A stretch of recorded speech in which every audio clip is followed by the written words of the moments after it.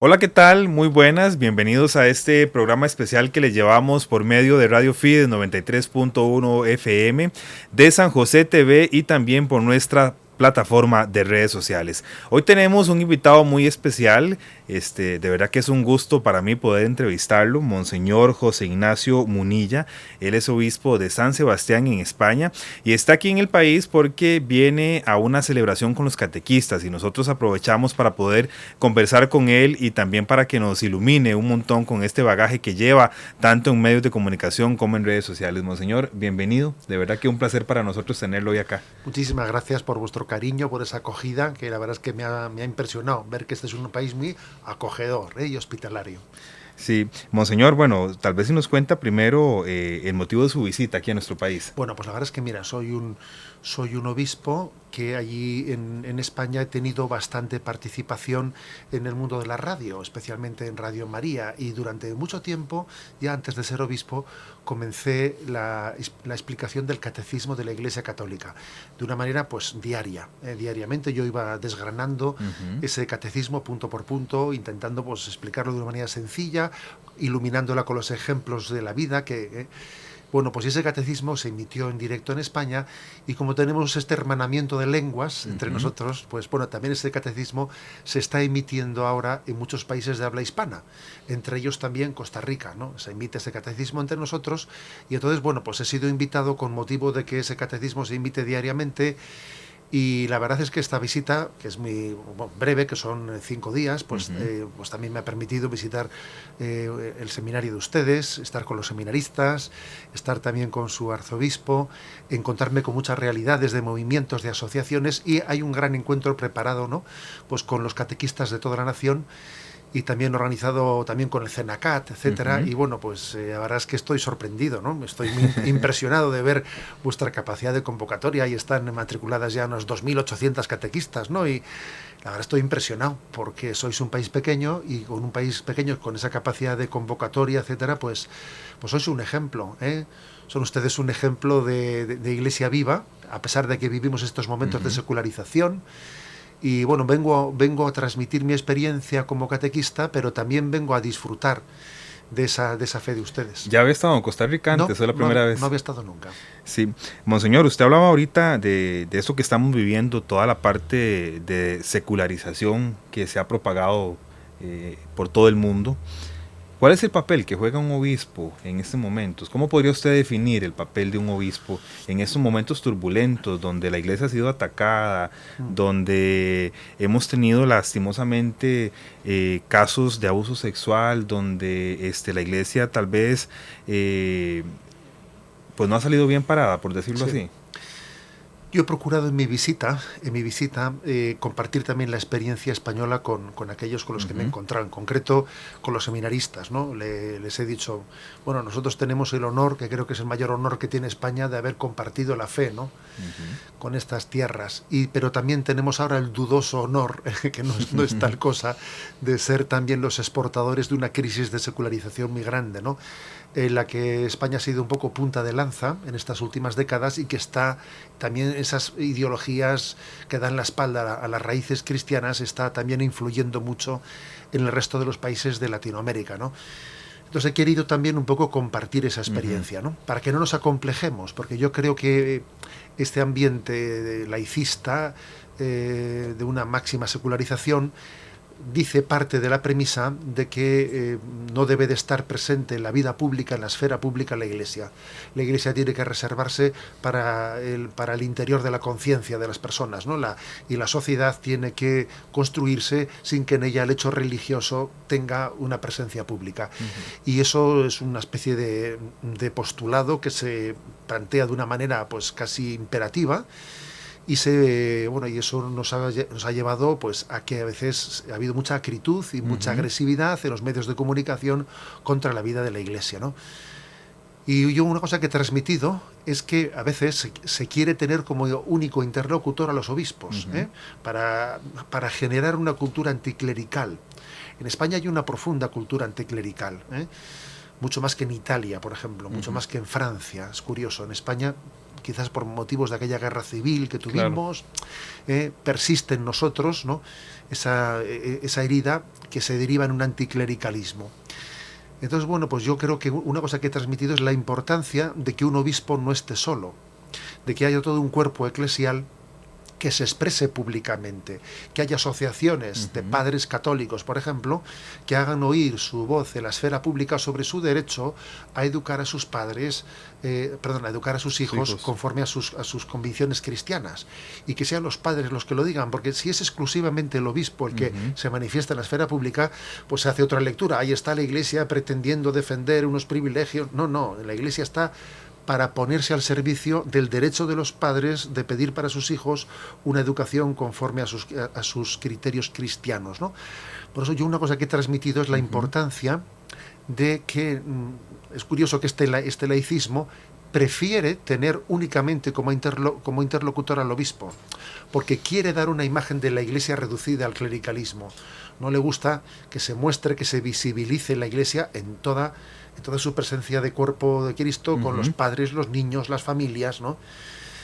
Y qué importante es que haya seglares que tengan, católicos, que tengan vocación a estar presentes en la vida pública, en los periódicos, en los artículos de opinión, en las cartas al director, en los medios de comunicación, en las asociaciones de padres, etcétera, ¿no? En la vida política también.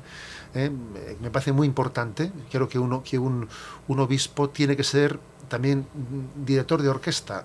No debe ser él el que toque, cante y lo haga todo él. No, tiene que ser director de orquesta y suscitar en los católicos pues esa vocación en la vida pública. La vocación en la vida pública tiene que ser educada, y bueno, a nivel de movimientos y a nivel del propio asociacionismo católico. Monseñor, tengo aquí en mis apuntes que usted se ordenó de sacerdote a los 24 años y de obispo a los 44 años. Perfecto, la vida corre mucho. Siendo un sacerdote relativamente joven, ¿verdad?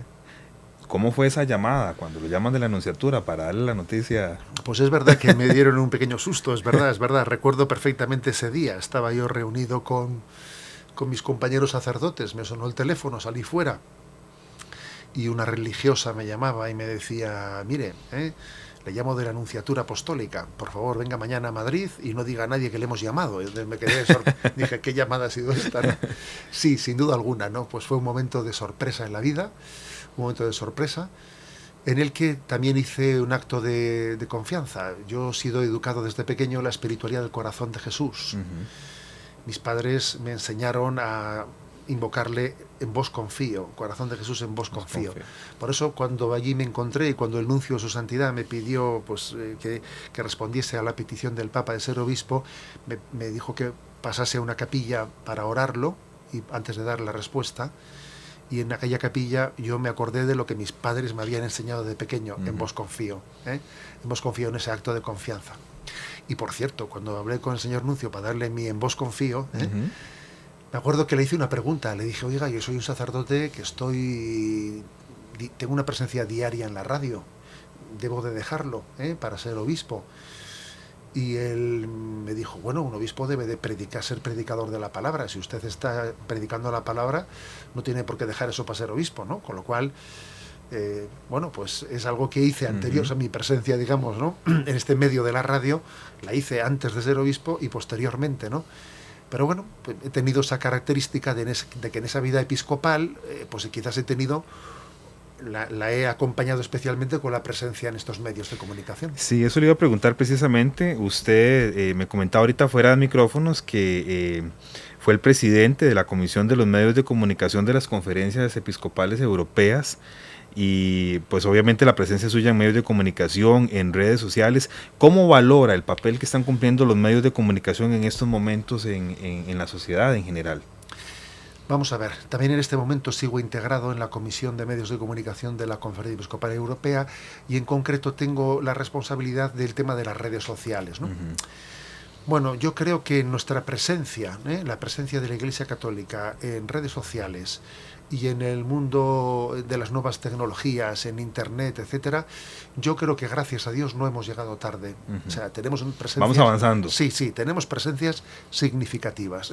A veces se dice, la Iglesia llega tarde. A ver, un momento. Yo creo que en este mundo de las nuevas comunicaciones no hemos llegado tarde y que tenemos presencias pues muy significativas y que además también, incluso me atrevería a decir desde la experiencia española, que en el mundo de redes sociales, etcétera, hay como un lugar en el que se visualiza la comunión católica, desde movimientos distintos, claro, desde espiritualidades distintas. Yo creo que hay una clave de sumar e integrar y no de contraponerse.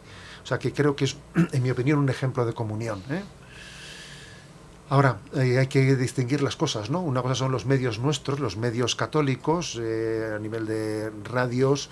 En España tenemos también medios de comunicación generalistas de la Iglesia, COPE, y 13TV, que es otra iglesia, otra televisión que es generalista, y luego existen algunos medios como pues, el de ustedes, que son propiamente temáticos religiosos. Oficiales, temáticos religiosos, ¿no?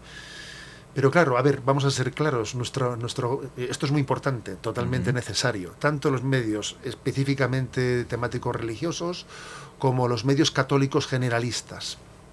¿Por qué son tan especiales? Porque no es tan fácil, no es tan fácil el poderse expresar en los medios de comunicación no católicos generalistas. En ellos a veces hay una incomprensión grande hacia el hecho religioso.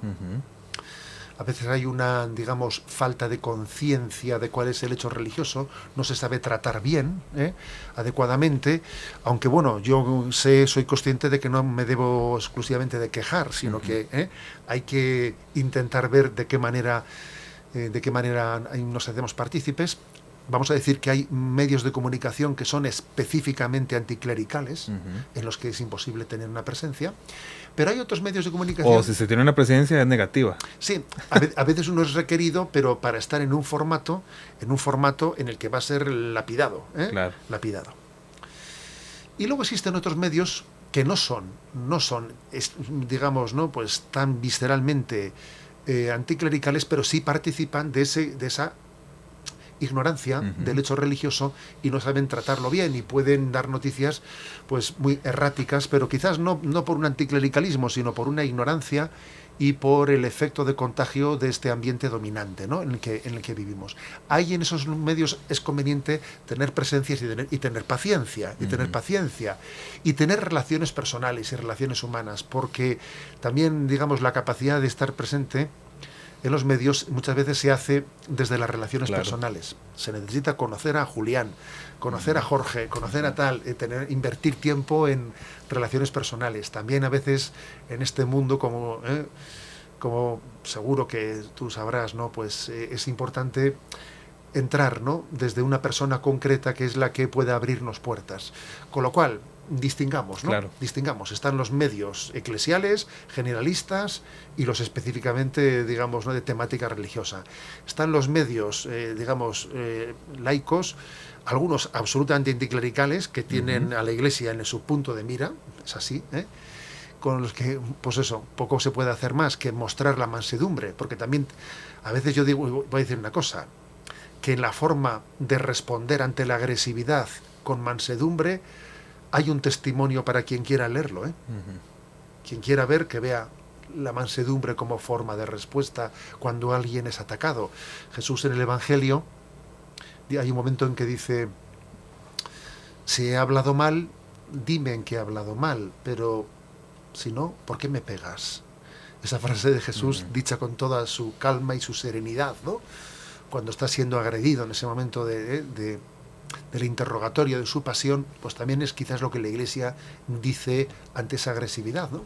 Responde con mansedumbre, pero también con verdad, obviamente, ¿no? Y luego, pues bueno, pues caminamos en aguas turbulentas que a veces uno tiene que surfear prácticamente, porque esto de estar presente en los medios de comunicación es un poco surfear, Tradicionalmente habíamos dicho que navegamos en la barca de Pedro, pero yo no sé si en estos tiempos navegamos en una barca de Pedro o surfeamos, ¿no? Surfeamos, ¿no? Bien, este es un mundo... Por supuesto. Sí, un mundo además súper conectado, porque ahorita con las redes sociales también, monseñor, se le puede dar pues un uso positivo donde podemos incluso evangelizar, donde podemos dar buenos mensajes, pero también podemos ser punto de contradicción. Sí. Eso es cierto. Yo creo que estamos llamados, yo procuro tener una presencia en redes sociales, tanto en Twitter como en Facebook, como en Instagram. Tengo un lugar, un sitio web que lleva mi nombre, se lleva el nombre de mi lema episcopal, en ticonfio.org, en el que ahí están entrelazados pues todos los recursos de evangelización que ahí se van generando. A ver, y yo una cosa que digo allí donde hablo de este tema es que en mi opinión se trata de que nosotros, a la hora de evangelizar en estos medios, no es únicamente una evangelización en los contenidos, en qué contenidos transmitimos, que sean de una manera fresca, significativa, etcétera, sino también en la manera de utilizar este tipo de medios. También en la manera de utilizarlos, supongo que aquí también ustedes estarán teniendo la misma percepción que en España, de que también las nuevas tecnologías son ambivalentes. Por supuesto. Son ambivalentes. Y entonces creo que también estamos llamados a utilizar su forma, o sea, a evangelizar la forma de utilización. No solo los contenidos, sino la forma de utilización. Claro. Son ambivalentes, estamos viendo muchas esclavitudes, estamos viendo muchas adicciones, estamos viendo que lo que debía de ser medio de comunicación se convierte casi, ¿no?, en un lugar de aislamiento, Sí, aquí tenemos una estadística muy curiosa, monseñor. A pesar de que somos un país pequeño, ¿verdad? Una persona, un costarricense, pasa 150 veces al día, revisa el celular. Sí. Principalmente para ver su red social. Sí, es curioso, eso es un dato. En un día. Es un dato que muestra una cierta compulsividad, ¿verdad? O sea, sí. una cierta compulsividad. Entonces hay cosas que están por descubrir, pero le voy a decir una cosa, que a mí cuando supe que en Silicon Valley, ahí donde están un poco por los gurús de la informática, ¿no?, que mandan a sus hijos a escuelas pues, privadas que están construidos específicamente, ¿no?, para los hijos de los trabajadores en Silicon Valley, y que resulta que hemos descubierto que ellos han hecho una opción para que sus hijos sean educados en una forma en la que no exista ningún tipo de tecnología de comunicaciones hasta llegar a la universidad. Entonces dice, y eso es una opción que han hecho los gurús de Silicon Valley para sus hijos. Es sorprendente, ¿no? Claro. Quiero decir que hay cosas que todavía están por descubrir y posiblemente algunas de ellas puedan ser que la manera de elaborar, ¿no?, este tipo de tecnologías se hayan podido introducir determinados, ¿no?, elementos que puedan ser subliminales en la captación de la atención, en la generación de una respuesta inmediata que pueda ser compulsiva. A ver, creo que tenemos que tener una educación en el dominio de la voluntad, en el señorío. Incluso yo a los jóvenes les procuro educar en decir, uno debe de tener una decisión previa sobre, antes de empezar a utilizar las redes, sobre qué nivel de utilización decide tener. Y si uno decide tener este nivel de utilización, yo por ejemplo tengo una decisión de enviar un mensaje diario. Bien, envío un mensaje diario. Bueno, pues envío un mensaje diario, pero eso obviamente limita tu presencia y limita... Sí, claro. Entonces creo que eso debe de ser así, porque si uno se pone a navegar, ¿no?, sin haber decidido previamente cuál es el nivel se queda y no sabe exactamente por qué se ha quedado, claro. Por qué se ha quedado, Entonces nuestra libertad hay que preservarla, y para ser libre hay que ser dueños de nuestra voluntad, ¿no?, y esclavos de nuestra conciencia, dueños de la voluntad y esclavos de nuestra conciencia. Y pues creo que aquí hay toda una pedagogía de transmisión. Sí, los jóvenes y la problemática también que tenemos en estos momentos por todas estas ideologías que han entrado, ¿verdad?, y muchos pensamientos contrarios al Evangelio. Usted también pues fue obispo encargado de jóvenes en España. ¿Cómo visualiza usted y cómo se puede proyectar el trabajo evangelizador con los jóvenes? Bien, es cierto que los jóvenes de nuestro momento necesitan, claro, no solo un argumento de autoridad para recibir el cristianismo. En un tiempo, pues claro, pues nuestros padres fueron hijos de una generación en la que el argumento de autoridad era suficiente, pues para recibir una serie de valores. Sin embargo, en este momento en el que las nuevas generaciones son o hemos sido ya algunos de nosotros, ¿no?, hijos de la sospecha, hijos del mayo del 68, que se dice ahí en Europa, ¿no? Un mayo que es cuestionador de todos los principios, etcétera, etcétera. Entonces, en este momento es curioso que para poder transmitir los valores evangélicos hace falta que resulten atractivos, que resulten significativos para esa persona. Que llamen la atención, Sí. podríamos decirlo, tal vez. Y por eso quizás la evangelización va muy de la mano del género testimonial. Porque el testimonio, se suele decir que las teorías a lo sumo convencen, las teorías, pero el testimonio arrastra. El testimonio arrastra, y entonces nuestros jóvenes necesitan más testigos que maestros. Ojo, y también necesitan maestros, pero maestros que sean testigos, que sean testigos. Entonces yo creo que sí, que la evangelización de los jóvenes tiene que ir de la mano del testimonio. Por ejemplo, allí en San Sebastián, pues hace recientemente, ¿no?, en nuestra diócesis tuvimos la gracia de que una joven adulta, que ya estaba muy en estas ideologías nuevas, ¿no? Era enfermera en una clínica abortista, realizaba abortos, etcétera. Entonces ella tuvo una gracia de conversión, también un poco de la mano de las religiosas de la Madre Teresa de Calcuta. Y bueno, pues después de haber tenido un proceso de retirarse en la oración y en la formación, ha dado su testimonio. Lo pueden encontrar ustedes fácilmente en YouTube, porque el título es Una enfermera de Bilbao se convierte en el Himalaya. Grabamos ese testimonio, lo lanzamos a YouTube, a través de YouTube, al mundo de las redes, y solamente en 2 meses ha tenido más de 500.000 de personas que lo han visualizado. Entonces me doy cuenta que la fuerza de un testimonio, claro, es una autoridad de decir, a ver, esta ha sido una femen, esta ha sido una enfermera abortista, te narra eso como ha sido, y eso tiene mucha fuerza. Y quizás evangelizar a los jóvenes requiere también de buscar estos testimonios, porque todos los prejuicios que se les han podido, ¿no?, inculcar, imbuir contra la Iglesia, contra los principios cristianos, en el fondo se demuestra que son absolutamente falsos cuando alguien que ha pasado por ese mundo, ¿no?, puede decirle a esos jóvenes, dice, yo he pasado por eso que a ti te dicen que es liberador, y te digo que es toda una mentira, y te digo que yo he sido rescatado, ¿no?, rescatado por Jesucristo y para servicio del Evangelio. Obviamente tenemos que servirnos mucho del género testimonial. Sin duda alguna.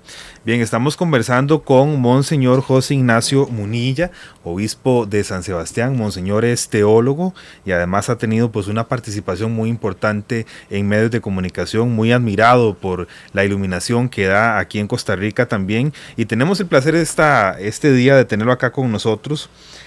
Dios te quiere feliz y creo pero aumenta mi fe.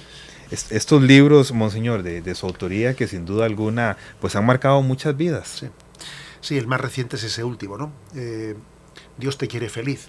A ver, ese libro, curioso, porque es un libro que nació de este tipo de comunicaciones con los jóvenes, ¿no?, que alguien me propuso ponerlas por escrito. Es un libro que no nació en el papel, sino nació en la comunicación oral, ¿no?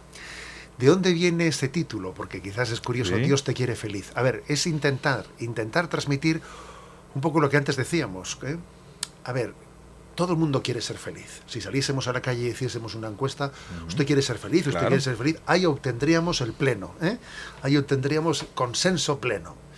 Entonces, la historia es, ¿y cómo ser feliz? Entonces, lo que parece, el mundo plantea como que una cosa es la llamada de Dios a que sigamos su voluntad, cumplamos sus mandamientos, seamos santos, y otra cosa es los deseos del hombre que quiere ser feliz. Bueno, pues lo que yo ahí pretendo expresar es que eso es falso. El deseo de felicidad que el hombre tiene coincide al milímetro con la llamada de Dios a la santidad. Es decir, no hay dos cosas, lo del deseo de felicidad y la llamada de Dios a la santidad. Las dos cosas son la misma, Coincide al milímetro mi deseo de ser feliz con la llamada de Dios a la santidad. Solamente se puede ser feliz siendo santo, y cuando uno es santo es feliz. Entonces esto es como el cuento de la Cenicienta, que llegan con el zapato y están buscando cuál es el pie que calza perfectamente el zapato de la Cenicienta, ¿no? Y entonces dice, mira, aquí calza. Pues esto, es que la búsqueda de la felicidad coincide con la llamada de Dios a la santidad. Está hecho lo uno para el otro, ¿eh? O sea, ser feliz es lo mismo que ser santo. Es el zapato de la Cenicienta. Esa es un poco la tesis del libro. La tesis del libro, en la que primero hablo, ¿no?, de cuáles son las heridas del mundo actual, las heridas de los jóvenes de nuestro tiempo, y luego ver cómo se van reparando, restaurando, ¿no? Porque hay una gran noticia, que es que nuestro corazón, el corazón no es de quien lo ha roto, el corazón es de quien lo ha restaurado. Entonces hay esperanza. Mi corazón no es de quien lo ha roto, mi corazón es de quien lo ha restaurado. Y entonces mi corazón es de Dios, es de Dios. Y bueno, pues yo creo que en ese itinerario, ¿no?, de sanación, pues es en el que vamos, ¿no? Pues expresando la reconstrucción del hombre desde la gracia de Dios. Sí, bueno, y este libro, para todos los que participen en este evento de catequistas y en todas las charlas y las conferencias que Monseñor va a tener durante estos días que está aquí en Costa Rica, lo pueden adquirir. Lo tenemos a la venta también aquí en la librería católica Fides, para que puedan llenarse de bendición y también para que ustedes puedan bendecir a otra persona, porque creo que uno no tiene que quedarse con eso, ¿verdad? Lo tiene que compartir. Y usted lo decía ahorita, la parte del testimonio, que el testimonio arrastra, y que nosotros también como cristianos podamos tener ese compromiso, sí, ¿verdad? De que otras personas puedan también bendecirse. Y además eso también ilumina una faceta, ¿no?, de lo que es el espíritu cristiano, que es curioso, que es que cuando uno se olvida un poco de sí mismo y se preocupa de los demás, es cuando él es feliz, O sea, si uno busca la felicidad en sí mismo, se te escapa. Se te escapa. Es como cuando uno va a por agua con las manos. Es que no es capaz de sujetar el agua. El agua se le filtra entre los dedos, ¿no? Sin embargo, si tú te olvidas de ti mismo y piensas en los demás y en cómo llevar esto yo a los demás, cómo haré felices a los demás, es cuando tú... la felicidad no es un fin. La felicidad es una consecuencia de haber entregado tu vida a un ideal que merezca la pena. Y luego viene la felicidad como consecuencia. Pero cuando buscamos la felicidad como un fin, se te escapa. Se te escapa. Sí, Monseñor, bueno, otra área que es la base de la sociedad, que es, pues, la iglesia doméstica, la familia. ¿Qué papel juega la familia en estos tiempos? Esta es una clave fundamental, ¿no? Decía San Juan Pablo II, que ya sé también que estuvo en aquellos años en esta tierra de visita, en el año 1983, ¿verdad? 83, correcto. 82 estuvo en España, ¿no? Y qué huella quedó allí, ¿no? San Juan Pablo II decía que en la familia y en la vida se juega el futuro de la humanidad, ¿no? Entonces, a ver, hay dos modelos de sociedad, ¿no? Una en la que el verdadero núcleo, la verdadera célula básica de la sociedad es la familia, y el Estado y las administraciones y los servicios públicos están para servirle a la familia, para servirle a la familia. Y otro es el modelo pues en el que, pues bueno, estatalista, el modelo en el que de alguna manera la familia fuerte no interesa, una familia fuerte, porque una familia fuerte pues decía Chesterton, que una familia fuerte es un poco un estado independiente, en el que uno dice, cuidado, que este es mi territorio, no invadas mi territorio, ¿no? Claro, pero decía él, tanto el marxismo como el capitalismo no les interesa una familia fuerte. Les interesa una familia disgregada, disgregada porque es mucho más fácil manipularla, es mucho más fácil dividirla. Incluso decía Chesterton, claro, por ejemplo, pues 4 individuos sueltos consumen mucho más que una familia de 4 personas en la que donde comen 2, comen 3 y comen 4. Sí. Eso siempre ha sido así. O sea, el consumismo prefiere personas disgregadas, desvinculadas, ¿no? Son mucho más fácilmente manipulables, manipulables. Entonces necesitamos una familia fuerte que sea célula de la sociedad, pues para que no seamos tan fácilmente vulnerables hacia el consumismo, hacia el hedonismo. que está generando, pues eso, ¿no? Pues desde nuestras fragilidades interiores, ¿qué es lo que genera? Pues para intentar llenar el vacío del hombre, pues adicciones, por ejemplo, adicciones a la pornografía, que es una auténtica pandemia, adicciones al juego. En España se está introduciendo la adicción a los juegos, a las apuestas deportivas, de una manera tremenda. Se está introduciendo de una manera muy agresiva la publicidad. Más que es muy famoso el fútbol europeo, aquí es español, aquí es muy seguido, por ejemplo. Sí, aquí lo del Barça, ¿verdad? Lo del Barça y lo del Madrid, bueno, uno se lo encuentra en el último sitio del mundo. Sí. Pues eso está... Tenemos el portero del Real Madrid, Keylor Navas, ¿verdad? Entonces... Pues sí, pero detrás de todo eso hay sufrimientos, ¿eh? Es decir, ese mundo, digamos, de los famosos del fútbol, a mí me da mucha pena ver que los famosos del fútbol se presten a hacer publicidad de estas empresas de apuestas deportivas, porque vamos a ser claros, eso es una máquina de fabricar adictos.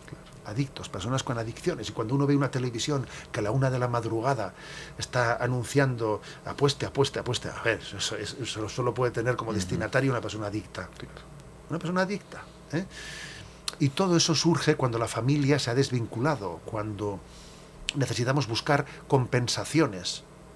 Allí donde no hay amor, buscamos como tubos de escape compensaciones, y las compensaciones no nos dejan satisfechos, claro, son pan para hoy y hambre para mañana, porque un adicto es imposible que se quede satisfecho, porque en el fondo ¿por qué un adicto nunca se queda satisfecho? Porque está buscando algo que no es lo que necesita, es un sucedáneo, él busca la felicidad, y como no la ha encontrado, está buscando algo. Entonces, por eso yo creo que la clave es la familia, la clave es la educación de la voluntad, la clave es aprender a servir, aprender a olvidarnos, ¿no? O sea, para no caer esa experiencia de fraternidad, que tengo otros hermanos, que les sirvo a ellos, me olvido de mí mismo. Claro. Así, ahí es donde aprende uno a socializar, ¿eh?